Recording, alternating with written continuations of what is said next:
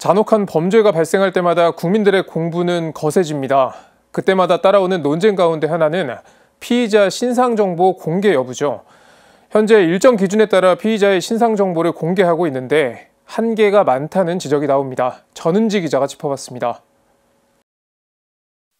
2009년 강우순 연쇄살인 사건 당시 흉악범의 신상정보를 공개하라는 여론이 거셌습니다.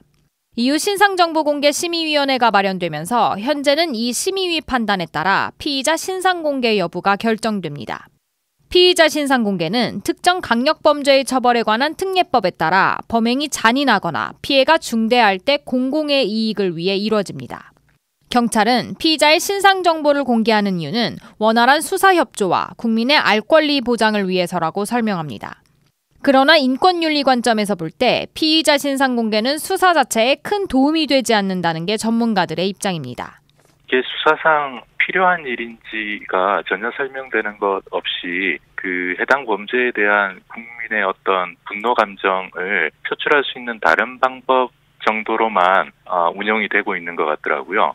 이미 체포된 피의자이고 특별히 새로운 다른 범죄를 발견하려는 의도도 아닌데 신상 공개하는 거는 제도 자체의 필요성이 없어서 제도를 재검토해야 되는 단계가 아닌가. 오히려 피의자 신상이 공개되면서 국민의 불필요한 감정만 자극하고 사건 해결이나 제도 점검의 논점을 흐린다는 의견입니다. 최근 서울 노원구의 한 아파트에서 세모녀를 살해한 피의자의 신상 공개와 관련한 청와대 국민청원에는 25만 명 넘게 동의했습니다. 그러나 피의자의 신상이 공개된 후 이 사건의 중요한 논의점인 스토킹 처벌법이나 피해자 지원 강화 논의보다 피의자의 출신 학교나 반려견 등 사생활 털기만 이어지고 있습니다. 피의자뿐 아니라 피해자의 신상 정보도 여과 없이 공개되면서 인권 침해 문제도 발생합니다. 아동학대 피해자의 얼굴과 이름이 쉽게 공개되는가 하면 사망 후에도 무분별하게 사진이 보도되고 있습니다.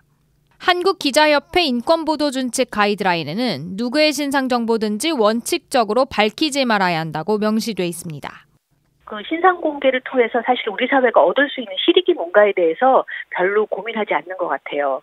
범죄 예방이라든지 예방된 조치나 제도들이 어떻게 잘 시행될 수 있도록 해야 되는지 거기에 대한 언론이 취재나 아니면 보완점이나 이런 걸 제대로 보도하지 않고 있거든요. 그러다 보면은 사회적 범죄, 지금 계속 일어나고 있는 강력 범죄에 대한 예방 효과를 언론이 제시할 수 없는 거죠. 피의자 신상정보 공개는 비난이나 옹호를 위한 목적이 아닌 만큼 인권 존중과 범죄 예방을 위해 숙고돼야 합니다. CBBC 전은지입니다.